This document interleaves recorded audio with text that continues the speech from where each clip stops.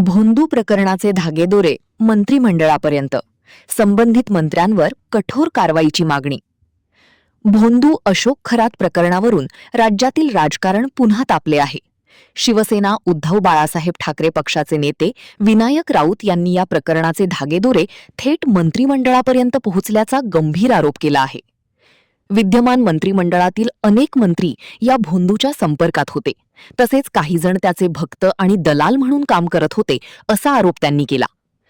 अशोक खरात यानेच मुख्यमंत्री एकनाथ शिंदे आणि काही आमदारांना गुवाहाटीचा मार्ग दाखवला असाही दावा त्यांनी केला.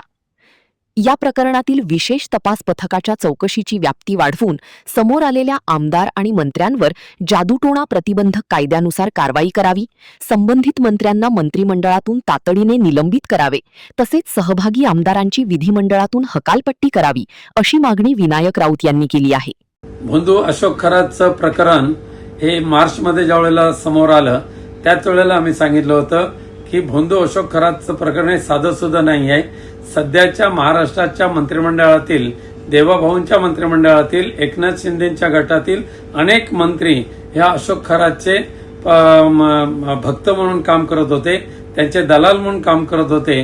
आणि आत्ता किंबहुना ह्याच अशोक खरातने उपमुख्यमंत्री एकनाथ शिंदे यांना गुवाहाटीचा रस्ता दाखवला आणि तो रस्ता दाखवण्यामध्ये अशोक खरातांच्या बरोबर दीपकभाई केसरकर आणि इतर सर्व मंडळी ही अग्रेसर होती.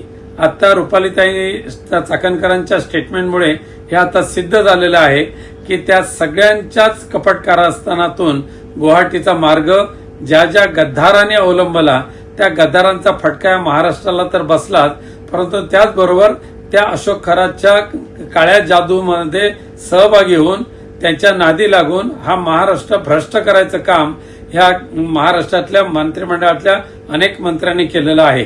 मी मुख्यमंत्री माननीय देवेंद्र फडणवीस साहेबांना विनंती करेन की आपण अशोक खरातांची संपूर्ण चौकशी एसआयटीच्या माध्यमातून करीत आहातच, परंतु एसआयटीची व्याप्ती अजून वाढवण्याची आवश्यकता आहे.